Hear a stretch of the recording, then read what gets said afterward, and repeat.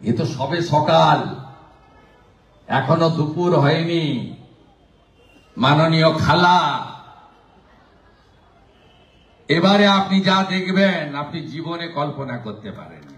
বন্ধুরা অত্যন্ত আগ্রহ নিয়ে আজকের এটা টেলিকাস্ট করছেন, কারণ ওরা বলে না বিজেপি কোথায়, আসুন না দেখে যান। বিজেপি এইখানে আছে, ভবানীপুরে আছে, কালীঘাটের কাছে আছে, ওয়াকিং ডিস্টেন্স, কয়েকশো মিটার হাঁটলেই পৌঁছে যাওয়া যাবে। অতএব ভারতীয় জনতা পার্টির উপস্থিতিটা প্রচারিত হবে। অনেকের বুকে লাগছে যে ভোট তো এখনো 4-5 মাস বাকি, যদি এপ্রিলে তো করতেই হবে। এরা তার আগেই এত লোককে বের করে ফেললো ভবানীপুরে।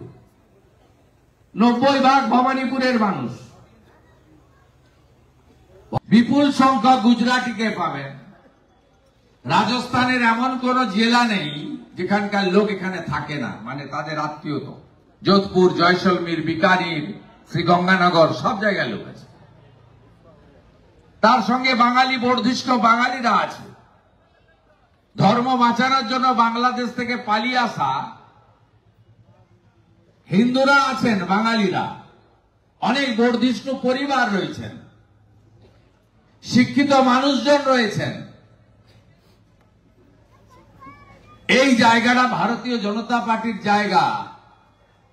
অতএব এই জায়গা ভারতীয় জনতা পার্টি ধরে রাখার কাজ করবে। আপনারা শুধু জোট বেঁধে একসঙ্গে কাজ করুন। আমি আস্তে আস্তেই দেখলাম মিডিয়া দেখাচ্ছে আগামীকাল ইলেকশন কমিশনের প্রেস কনফারেন্স 4:15-তে। ওনারা কি বলবেন আমি জানি না, আমি ইলেকশন কমিশনের কেউ নই, আমি একজন এমএলএ। আমার ধারণা বহু প্রতীক্ষিত এসআইআর এর কথাই হয়তো ঘোষণা হবে, মানে মিডিয়া সূত্রে যা বলছে, এটা আমার কথা নয়। আপনারা সবাই প্রস্তুত তো? ইতিমধ্যে আমাদের কিছু তো খবর রাখতে হয়। প্রধান বিরোধী দল, তার আবার বিরোধী দলনেতা, এখানে টোটাল ভোটার লোকসভায় ছিলেন 2,05,823। এখানে বুথ আছে 267, ম্যাপিং কমপ্লিট হয়ে গেছে 266টাতে। ম্যাপ উইথ রোল 85,399, পার্সেন্টেজ হচ্ছে 41.49। আরেকটা বুথ ধরলে অ্যাপ্রক্স আপনি ধরতে পারেন 42% ম্যাপিং এ এসেছে। 2.5 কোটি টাকা ফ্রিজ করে দিয়েছে। শোকজ করেছিল, সিঙ্গেল বেঞ্চে গেছিল, মাননীয় বিচারপতি অমৃতা সিনহার বেঞ্চে। আউটলেট রিজেক্ট করে দিয়েছে, বলেছে election commission is doing good, যা করেছে ঠিক করেছে। ও বেটা গেছে ডিভিশন বেঞ্চে। 4 নভেম্বর ডেট আছে, তাই আমি বলতে পারছি না সবকিছু, দেখাতে পারছি না সবকিছু। এ তো সবে সকাল, এখনো দুপুর হয়নি। মাননীয় খালা, এবারে আপনি যা দেখবেন আপনি জীবনে কল্পনা করতে পারেননি। এসআইআর নিয়ে এত আপত্তির কি? এসআইআর কি নতুন? No, SIR is a continuous process. শেষ কবে হয়েছে? 2002। কত নাম বাদ গেছে? 26 লক্ষ। এবারে এসআইআর হবে, কাদের কাদের নাম বাদ যাবে? মৃত ব্যক্তির নাম বাদ যাবে। অলরেডি তো আধার ডিএক্টিভেটেড হয়ে গেছে 13 লাখ। আপনি বাঁচাতে পারবেন না, এর জন্য BLA 2 দেওয়ার দরকার নেই, এমনি গান। ভোট দিয়ে আমাদের এমএলএ করবে কেন? সেই এমএলএরা জিতে মুখ্যমন্ত্রী বানাবে কেন? অভারতীয়রা জিতে এমপি করবে কেন? সেই এমপিরা জিতে প্রধানমন্ত্রী করবে কেন?